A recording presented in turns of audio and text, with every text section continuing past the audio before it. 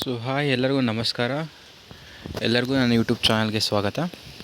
ಯಾರ್ಯಾರು ನನ್ನ ಚಾನಲ್ಗೆ ಹೊಸದಾಗಿ ವಿಸಿಟ್ ಮಾಡಿದ್ದೀರೋ ಅವರು ಸಬ್ಸ್ಕ್ರೈಬ್ ಮಾಡ್ಕೊಳ್ಳಿ, ಹಾಗೆ ಒಂದು ಲೈಕ್ ಕೊಡಿ. ಈ ವಿಡಿಯೋದಲ್ಲಿ ನಾನು KCET ರಿಸಲ್ಟ್ ಲಿಂಕ್ ಎಲ್ಲಿ ಸಿಗುತ್ತೆ ಅಂತ ನಾನು ನಿಮಗೆ ಹೇಳ್ತೀನಿ.